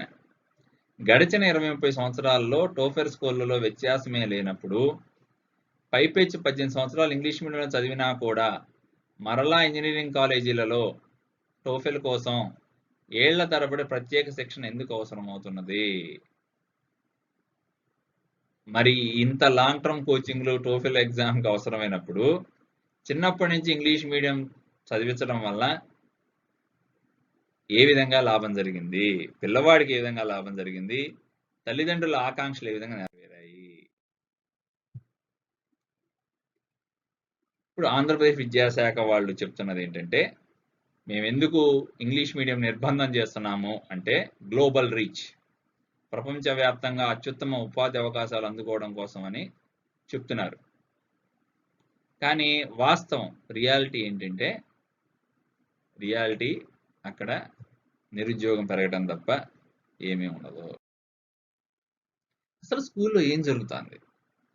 సమాజం యొక్క ఆకాంక్షలు వీటన్నింటికి ప్రతిబింబిస్తూ విద్యా విధానం ఏమైనా మారిందా? బోధనా విధానం ఏమైనా మారిందా? ఇది మామూలుగా మాతృభాషను మాధ్యమంలో బోధన. మొదటి దాంట్లో మీరు చూస్తే 2 ఆకులు ఉంటాయి, వినటం అని మాట్లాడు. బడిలో చేరే పిల్లవాడికి అప్పటికే తెలుగు మాట్లాడటం వచ్చు, తెలుగు వింటాడు, అర్థం చేసుకుంటాడు, దానికి ప్రతిస్పందిస్తాడు, మాట్లాడతాడు, కథలు కూడా చెప్తాడు, అవసరమైతే ఏడుస్తాడు, పోట్లాడతాడు కూడా. అటువంటి పిల్లవాడికి బడికి వచ్చాక మనం చదవటం రాయటం నేర్పుతున్నాం. తద్వారా భాషలో 4 నైపుణ్యాలు వస్తాయి, భాష ధారాళంగా వస్తుంది. ఇంగ్లీషు ఎలా బోధిస్తున్నాం? బడిలో చేరే సమయానికి పిల్లవాడికి ఇంగ్లీష్ రాదు, వాడికి మాట్లాడటం రాదు, వాడికి విన్నది అర్థం చేసుకోవడం రాదు, ఏం ఎక్స్ప్రెషన్ ఉండదు, ఏమీ రాదు వాడికి. అలా వచ్చిన వాడికి మొట్టమొదటి ఏబిసిడితో మొదలు పెడుతున్నాం. వాడికి వినటం మాట్లాడటం ఏమి లేదు, డైరెక్ట్గా రాస్తున్నాం, ఏబిసిడితో మొదలు పెడుతున్నాం, చదివిస్తానికి చూస్తున్నాం, చదవటం రాయటం వరకే నేర్పుతున్నాం. చదవటం రాయటం ద్వారా వినటం మాట్లాడటం వస్తుందని మనం తల్లిదండ్రుల్ని, ఈ సమాజాన్ని నమ్మించాలని ప్రయత్నిస్తున్నాం, మోసం చేస్తున్నాం విద్యా వ్యవస్థ. ఆ పువ్వు ఎప్పటికీ వికసించదు, ఎందుకంటే మన విధానమే తప్పు కాబట్టి. ఉపాధ్యాయుల శిక్షణ ఏ విధంగా ఉంది? నిజానికి చాలా బాధాకరం. ఇప్పుడున్న విద్యా వ్యవస్థలోని సమస్యలన్నింటికీ మూల కారణం అంటూ ఏదైనా ఉంటే ఇది ఉపాధ్యాయుల శిక్షణే. ఆ బిఈడి డిఈడి సరిగా లేకపోవటము, వాటిలో నుంచి వీళ్ళని తీసుకోవడేటప్పుడు పెట్టే పరీక్షలు కూడా అసలు వాళ్ళ నైపుణ్యాలను పరీక్షించేవి కాకుండా బట్టి పట్టిన అంశాలు, అసలు ఎటువంటి సంబంధం లేని బట్టి పట్టిన అంశాలు, జనరల్ నాలెడ్జ్ అని, అవి ఏవి కూడా బోధన వీళ్ళకి మనకు కావాల్సింది ఏంది? అతను వాళ్ళ యొక్క మెమరీ ఎంత ఉన్నదని కాదు, వాళ్ళు టీచర్కి కావాల్సిన టీచింగ్ స్కిల్స్. అసలు ఆ టీచింగ్ స్కిల్స్ ఎలా ఉన్నాయి, ఎలా అసెస్ చేస్తున్నారు అనేది అసలు ఎక్కడ లేదు. అసలు దాని గురించి అసలు ఏ పరీక్షలో ఉండదు, ఏమీ ఉండదు. ఆ పెడగాగి కూడా వాళ్ళు సైకాలజీ కానీ ఇవి కానీ మిగతా అన్ని బట్టి కొట్టి అవన్నీ మల్టిపుల్ చాయిస్లు పెట్టడమే. అలాంటి స్థితి నుంచి వస్తున్నారు చాలా మంది. ఇంకోటి కరస్పాండెన్స్ కోర్సులు, అవి కాలేజీకి వెళ్ళరు, అసలు కాలేజీకి వెళ్లకుండానే అన్ని డిగ్రీలు వచ్చేస్తాయి. ఇంకా వాళ్ళు ఏం చెప్తారు, వాళ్ళే రిక్రూట్ అవుతున్నారు. ప్రైవేట్ అయినా గవర్నమెంట్ అయినా వాళ్ళే రిక్రూట్ అవుతున్నారు. తద్వారా ప్రస్తుత పరిస్థితికి దారితీస్తుంది. ఉపాధ్యాయులకు ఇన్ సర్వీస్ శిక్షణ అసలు ఇప్పుడు ఇంగ్లీష్లో వాళ్ళు శిక్షణ ఏంటి అంటే ఇన్ సర్వీస్ శిక్షణ సరిగా లేదు. స్పీకింగ్ లిజనింగ్ స్కిల్స్ ఏ స్థాయిలో ఉన్న ప్రొఫిషియన్సీ టెస్ట్లు ఎప్పుడు కండక్ట్ చేయలేదు. అసలు దాన్ని ఎలా అభివృద్ధి చేయాలి, మనం ఎంత టైం పీరియడ్లో ఎంత పెట్టుకోవాలి, ఏంటి ఇది ఏం దీని మీద కనీసమైన చర్చ డిబేటే లేదు అసలు. ఏదో వాళ్ళు అక్కడ కూర్చొని ఆఫీసర్లు రాస్తుంటారు, దానికి అందరూ ఎస్ అని తలాడించడం తప్ప తల్లిదండ్రులు సమాజం అనే దాన్ని ఎప్పుడు పరిగణలో తీసుకోవడం అనేది లేదు అసలు. మన విద్యాశాఖ వాళ్ళు చెప్పే హాస్యాస్పదమైన మాటలు ఇది. వాళ్ళు ఇప్పటిదాకా ఇచ్చింది ఏంటంటే 5 రోజులు డైరెక్ట్ ట్రైనింగ్ ఇచ్చారు కోవిడ్కి ముందు. దాని తర్వాత రోజుకి 1 గంట చొప్పున సుమారు 1-2 నెలలు ఆన్లైన్లో శిక్షణ ఇచ్చారు. దీనికే అధికారులు, మన అత్యున్నత అధికారులు ఏం చెబుతున్నారంటే ఆంధ్రప్రదేశ్లోని ప్రభుత్వ ఉపాధ్యాయులకు అద్భుతంగా ఇంగ్లీష్ మీడియంలో పాఠాలు బోధించే స్థాయి వచ్చిందని అని మనల్ని నమ్మంటున్నారు, మనం నమ్మాలంటున్నారు. సరే, అందులో వాస్తవం ఎంత అనేది పక్కన పెట్టి నాదొక ప్రశ్న. 50 సంవత్సరాల వయసున్న ఉపాధ్యాయులకు 5 రోజుల పాటు ప్రత్యక్ష శిక్షణ, రోజు గంట చొప్పున సుమారు 1-2 నెలలు ఆన్లైన్లో శిక్షణ ఇవ్వగానే ఇంగ్లీష్లో పాఠాలు బోధించే స్థాయి వస్తే ఎంతో చురుకుదనం, జ్ఞాపక శక్తి, గ్రహణ శక్తి, తెలివితేటలు ఉండే పిల్లలకి అటువంటి శిక్షణే ఇచ్చి వారిని ఇంగ్లీష్లో అనర్గళంగా మాట్లాడి చేయవచ్చు కదా. మీడియం మార్చి వాళ్ళని ఇబ్బంది పెట్టడం ఎందుకు? మీరే పిల్లలు అద్భుతంగా ఇంగ్లీష్లో మాట్లాడుతున్నారని తల్లిదండ్రులు చూపించండి, వాళ్ళు కూడా ఎంతో ఆనందపడతారు, మీ ప్రభుత్వాన్ని ఎంతో మెచ్చుకుంటారు, నాయకులను ఎంతో మెచ్చుకుంటారు.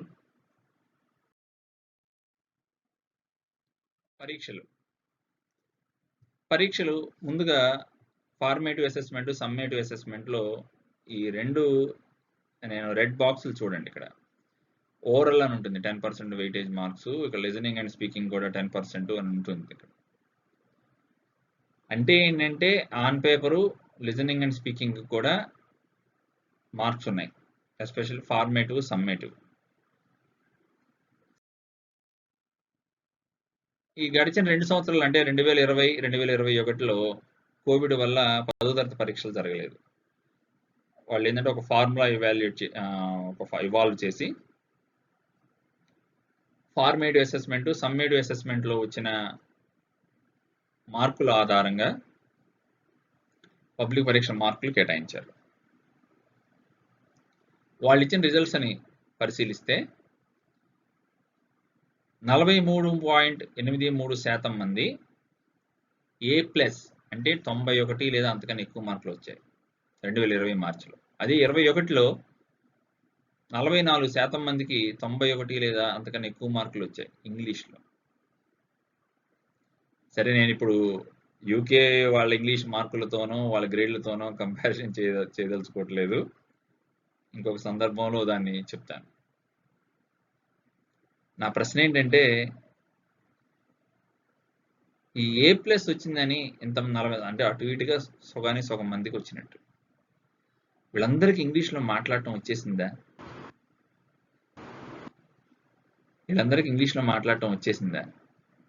చక్కగా మాట్లాడుతున్నారా? మరి ఈ oral skills, listening skills, speaking skills లేకుండా ఈ పిల్లలకి ఇన్ని మార్కులు ఎలా వచ్చాయి? రావట్లేదని అన్ని సర్వేలు చెప్తున్నాయి. మరి మీరేమో, ప్రభుత్వం వాళ్ళేమో మార్కులు కుమ్మరిస్తున్నారు. బడిలో ఇంగ్లీష్ మీడియం విస్తరించడంలో 10వ తరగతి పబ్లిక్ పరీక్షల పాత్ర ఏమిటి? ఇక్కడ కెనడాని తీసుకుందాం. కెనడాను ఆంధ్రప్రదేశ్కి పోల్చి చూద్దాం. ఎందుకంటే కెనడాలో కూడా అక్కడ ఫ్రెంచ్ మీడియం అంటే కొంత తల్లిదండ్రులకు కొంత ఇష్టం ఉన్నది. అక్కడ ఎక్కువ మంది English speaking population, French speaking కూడా ఉంటారు. 2 భాషలు అఫీషియల్ లాంగ్వేజెస్, అధికారికంగా ఉన్న భాషలు. ఎందుకంటే అక్కడ 2 భాషల్లోనూ అధికార పత్రాలు రిలీజ్ అవుతుంటాయి. ఒక సర్క్యులర్ వచ్చిన ఏది వచ్చినా అన్ని 2 భాషల్లో వస్తుంటుంది. ఇంగ్లీష్లో వస్తుంటుంది, ఫ్రెంచ్లో కూడా వస్తుంటుంది. ప్రభుత్వం కూడా చాలా ఎక్కువ ఖర్చు పెడుతుంది ఫ్రెంచ్ని ప్రమోట్ చేయడం కోసం. 1997-98లో అక్కడ ఫ్రెంచ్ మీడియం చదివే విద్యార్థుల శాతం 11.84% మంది. ఆంధ్రప్రదేశ్లో సుమారు 10-15% మంది ఉన్నారు. అదే 2001-2కి వచ్చేటప్పటికి వాళ్ళ దగ్గర 12% ఉన్నారు, మన దగ్గర 18% అయ్యారు. మీరు ఒక్కసారి ఫ్రెంచ్ మీడియం చదువుతున్న కెనడాలో ఫ్రెంచ్ మీడియం అంటే ఏంటంటే ఇంగ్లీషు మాతృభాషగా ఉండి ఫ్రెంచ్ మీడియంలో చదువుతున్న విద్యార్థుల శాతం చూడండి. సుమారు 21 ఏళ్ళు పట్టింది వాళ్ళకి 11% నుంచి 23% రావడానికి. అంటే రెట్టింపు అవడానికి వాళ్ళకి సుమారు 21 ఏళ్ళు పట్టింది. అదే సమయంలో మనం ఆంధ్రప్రదేశ్లో 10-15% ఉన్న ఇంగ్లీష్ మీడియం 63%కి వచ్చింది. అంటే 6 రెట్లు పెరిగింది. 10% నుంచి 63% అయింది. 6 టైమ్స్ అయింది. 5 రెట్లు పెరిగింది.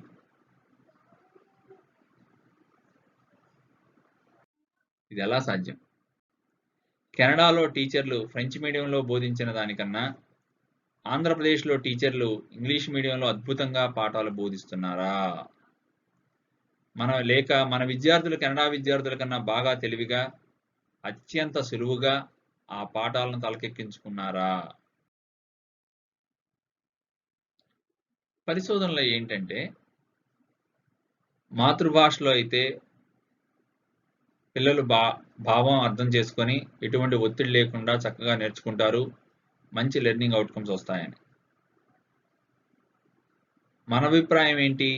ఇంగ్లీష్ మాధ్యమంలో చదివిన విద్యార్థులు చక్కగా నేర్చుకుంటున్నారు, ఏమీ నేర్చుకోకుండానే పాస్ అవుతున్నారా, మార్కులు వస్తున్నాయా అని మనం ఎదురు ప్రశ్నిస్తున్నాం. వాస్తవం ఏంటో చూద్దాం. మన సౌత్ ఇండియాలో వివిధ దక్షిణాది రాష్ట్రాలు కేరళ, ఆంధ్రప్రదేశ్, తమిళనాడు, కర్ణాటక. ఆంధ్రప్రదేశ్ అంటే తెలంగాణ కూడా అంతే. నేను ఆంధ్రప్రదేశ్ వరకే తీసుకున్నాను. తెలంగాణ కూడా మనం కలిసే ఉన్నాం కాబట్టి మొన్నటి వరకు వాళ్ళకి మనకి పెద్ద వ్యత్యాసం ఏం లేదు. 2019-20 విద్యా సంవత్సరంలో వివిధ మాధ్యమాల్లో చదువుతున్న విద్యార్థుల శాతం, మాతృభాషా మాధ్యమంలో చదువుతున్న విద్యార్థుల శాతం చూడండి. కేరళ దగ్గర నుంచి కర్ణాటక వరకు. కేరళలో 38% ఉంటే ఆంధ్రాలో 34%, తమిళనాడులో 41%, కర్ణాటకలో 54%. మీరు ఈ స్టాటిస్టిక్స్ని చూసి కర్ణాటక వాళ్ళకి భాషా అభిమానం ఎక్కువ, అందుకోసమనే వాళ్ళు మాతృభాష చదువుతున్నారు, తమిళనాడు వాళ్ళకి మనకన్నా ఎక్కువ అందుకే చదువుతున్నారు, అలాంటివి ఏం పెట్టుకోకండి. అలాంటిది పూర్తిగా సత్య దూరం, వాస్తవానికి ఎంతో దూరం. ఆ అభిప్రాయమే తప్పు. ఎందుకంటే అసలు సమస్య 10వ తరగతి పబ్లిక్ పరీక్షల్లో ఉంది.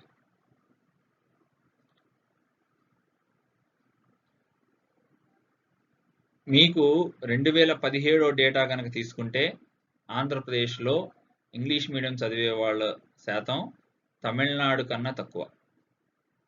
2017-18 డేటా కనుక తీసుకుంటే. కాబట్టి తమిళనాడు వాళ్ళకి ఏదో భాషాభిమానం ఉంది, అందుకే వాళ్ళు మాతృభాషలో చదువుతున్నారు, లేకపోతే కర్ణాటక వాళ్ళకి మనకన్నా కొద్దిగా శాతం ఎక్కువ ఉంది, అట్లా ఏం లేదు. కేరళలో 10వ తరగతి పబ్లిక్ పరీక్షల్లో పాస్ అయ్యే వాళ్ళ పర్సంటేజ్ చూడండి. కేరళలో 98-99, ఆంధ్రప్రదేశ్లో 90-95, తమిళనాడు 90-95, కర్ణాటక 63-64% ఉంటుంది. ఒక్కసారి 1-2 సంవత్సరాలు మాత్రం ఒకసారి 76, ఇంకోసారి 82 అట్లా వచ్చింది. బట్ దాని తర్వాత మరలా అది 63, 66, 62 అలా సగటున 60లోనే ఉంది. పాస్ పర్సంటేజ్ పెరిగే కొలది ఇంగ్లీష్ మీడియం పెరుగుతోంది. అవినాభావ సంబంధం. ఇందులో భాషాభిమానం ఏం లేదండి. అక్కడ తల్లిదండ్రులకు భాషాభిమానం ఉండేమి వాళ్ళు కర్ణాటకలో కన్నడ అభిమానంతో చదివించట్లేదు. అక్కడ మాస్ కాపీయింగ్ మనకన్నా తక్కువ, మాస్టర్లు మనకన్నా అక్కడ మా సమాధానాలు రాసినా రాయిపోయినా మార్కులు వేసేవాళ్ళు తక్కువ. మన రాష్ట్రంలో చాలా ఎక్కువ మాస్ కాపీయింగ్. మనం తమిళనాడు, కేరళ విపరీతమైన మార్కులు వేస్తుంటారు. దాంట్లో నుంచే ఇదంతా జరుగుతుంది. అసలు కారణం మార్కుల ఇన్ఫ్లేషన్, మార్కుల ఉల్బణం.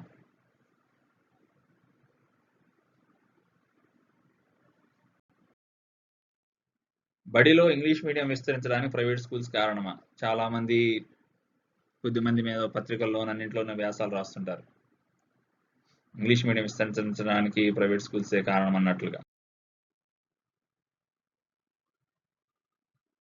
ఇప్పుడు నేను కేరళని ఉదాహరణగా తీసుకొని చెప్తాను. ఆంధ్రప్రదేశ్లో 2019-20లో ప్రభుత్వ స్కూల్స్లో చదువుతున్న విద్యార్థుల శాతం 54.88. అదే కేరళలో 69.73%. ప్రైవేట్ స్కూల్స్లో ఆంధ్రప్రదేశ్ 45.11 అయితే కేరళలో 30% మాత్రమే. ఇంగ్లీష్ మీడియం చదువుతున్న విద్యార్థుల సంఖ్య తీసుకోండి. మీకు ఒకటి 61 ఉంటే ఒకటి 63 ఉంది. కేరళ 61% ఉంటే మనం ఆంధ్రప్రదేశ్ 63% ఉంది. పెద్ద మార్పు ఏమీ లేదు. కానీ ఎందుకది అంటే ప్రభుత్వ స్కూళ్ళున్నా ప్రైవేట్ స్కూల్స్ పెరిగినా ఇంగ్లీషు మాధ్యమానికి పెరగడానికి దీనికి ప్రైవేట్ స్కూల్లో లేదా ప్రైవేట్ విద్యా విధానం అనే దానికో సంబంధం లేదు.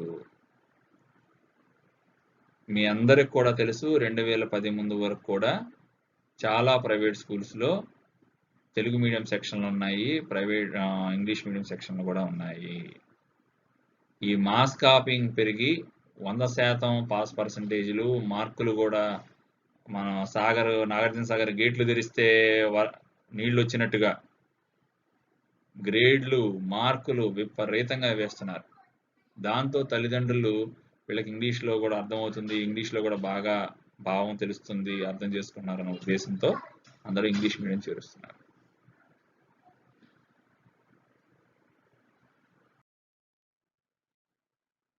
బడిలో ఇంగ్లీష్ మీడియం విస్తరించడానికి ఉన్నత విద్య ఇంగ్లీష్లో ఉండటమే కారణమా? చరిత్రను పరిశీలించండి. ఈ దేశంలో కొన్ని వందల వేల భాషలు పుట్టిన ఈ దేశంలో ఉన్నత విద్య అంటే జ్ఞానం ఉన్నది సంస్కృతంలోనో, పాళీలోనో, ముస్లింల కాలంలో అయితే ప్రష్యన్ లేదా అరబిక్లోనో ఉన్నాయి. బ్రిటిషర్లు వచ్చాక ఇంగ్లీష్ వచ్చింది. కాలం ఏదైనా నేర్చుకునే విద్యార్థి పామరుడైనా, చక్రవర్తుల బిడ్డ అయినా అందరూ మాతృభాషలోనే ప్రాథమిక విద్య అభ్యసించారు. అందరూ మొఘల్ చక్రవర్తుల పిల్లలతో సహా అందరూ వారి వారి మాతృభాషల్లోనే అభ్యసించారు. తల్లిదండ్రులు వివిధ రాజుల దగ్గర పనిచేసిన వారి మాతృభాషల్లోనే అభ్యసించి రాజాస్థానంలో ఉద్యోగం, ఎందుకంటే అఫీషియల్ లాంగ్వేజ్ ఆ స్టేట్కి ఉన్న అఫీషియల్ లాంగ్వేజ్ వేరే అయి ఉండొచ్చు. ఆ అఫీషియల్ లాంగ్వేజ్కి మాత్రం మరలా పాఠశాల దశ నుంచే మనం ఇంగ్లీష్ తెలుగు మీడియంలో వాళ్ళ కనుక ఇంగ్లీష్ సపరేటు ఒక సబ్జెక్టుగా చెప్పినట్టుగా వాళ్ళు కూడా అలా ప్రష్యన్ నేర్చుకున్నారు మొఘల్ సామ్రాజ్యంలో సంస్థానాల్లో పనిచేసిన ఉద్యోగుల పిల్లలు. కానీ మీడియం మారల, మీడియం మాతృభాష మాధ్యమే. ఎందుకంటే అలా అయితేనే పిల్లవాడికి విషయం అర్థమవుతుంది, భావం మనసుకెక్కుతుంది, వాడు ఆలోచిస్తాడు.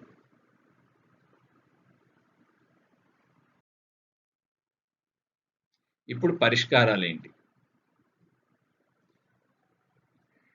ఖచ్చితంగా ఇంగ్లీషును బోధించడానికి ఒక టీచర్ ప్రత్యేకంగా ఉండాలి. వారు IELTS స్థాయి, UK IELTS స్థాయి పరీక్ష పాస్ అయి ఉండాలి. ప్రభుత్వం దీనికి ప్రణాళిక రచించి, అది ప్రైవేట్ టీచర్ అయినా ప్రభుత్వ టీచర్ అయినా, ఎందుకంటే అందరూ కూడా ఎడ్యుకేషన్ సెస్ కడుతున్నారు, ప్రతి పేరెంట్ కూడా ప్రతి వస్తువు కొనేటప్పుడు దాంట్లోనే ఎడ్యుకేషన్ సెస్ కడుతున్నారు. కాబట్టి ప్రతి పేరెంట్కి తన పిల్లలకు నాణ్యమైన విద్య అందించాల్సిన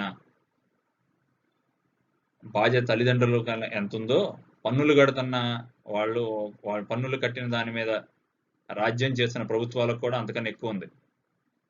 అది ప్రైవేట్ బడైనా ప్రభుత్వ బడైనా శిక్షణ ఇప్పించి నేర్పించాల్సిన బాధ్యత ప్రభుత్వం పైనే ఉన్నది. ఎందుకంటే ప్రభుత్వమే ట్యాక్సులు తీసుకుంటుంది కాబట్టి. రెండవది, ఇంగ్లీషు ల్యాబులు తప్పనిసరిగా ఏర్పాటు చేయాలి అన్నింటిలోనూ.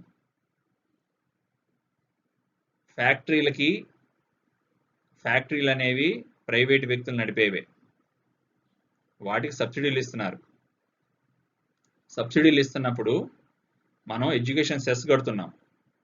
సెస్ కడుతున్నప్పుడు మీరు కూడా ప్రైవేట్ ఇన్స్టిట్యూషన్స్ అయినా సరే, ఎందుకంటే సుమారు 40% నుంచి 50% మంది విద్యార్థులు వివిధ రాష్ట్రాల్లో ప్రైవేట్ ఇన్స్టిట్యూషన్స్లోనే చదువుతున్నారు.